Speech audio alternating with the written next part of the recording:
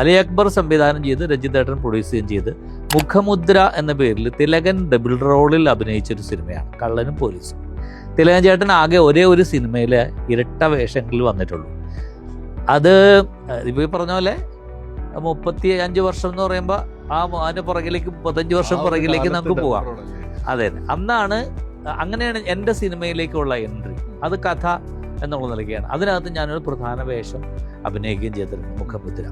തിലകൻ ചേട്ടൻ കള്ളനും പോലീസായിട്ട് അഭിനയിച്ച ഭയങ്കര ഹിറ്റായിട്ടുള്ള സിനിമയാണ്. അങ്ങനെയാണ് സിനിമയിലേക്കുള്ള എൻട്രി. അതായത് എൻ്റെ ഒരു നാടകം സിനിമയാക്കിക്കൊണ്ടാണ് ഞാൻ സിനിമാ ഫീൽഡിലേക്ക് എൻട്രി. 15ഓളം സിനിമകൾക്ക് തിരക്കഥ എഴുതി. തമ്പി കണ്ണന്താനം നിർമ്മിച്ച് സംവിധാനം ചെയ്ത ചുക്കാൻ, മോഹൻലാൽ അഭിനയിച്ച മാന്ത്രികം, അർജുനൻ പിള്ളയും 5 മക്കളും, കാഞ്ചനം, ലാളനം, വിജിത്തമ്പി ഡയറക്റ്റ് ചെയ്ത സുരേഷ് ഗോപി പടം, ബെഡാ ദോസ്ത് എന്നൊക്കെ പറഞ്ഞ എല്ലാ ജോണറിലും പെട്ട കോമഡി, ഡ്രാമ, ഹൊറർ, ആക്ഷൻ എന്നൊക്കെ പറയുന്ന എല്ലാ ജോണറിലും പെട്ട സിനിമകൾ എനിക്ക് എഴുതാൻ പറ്റിയിട്ടുണ്ട്. അത് എഴുതിക്കൊണ്ടിരുന്നപ്പോഴാണ് പിന്നെ അപ്പോഴേക്കും മിനി സ്ക്രീൻ വളരെ സജീവമായി.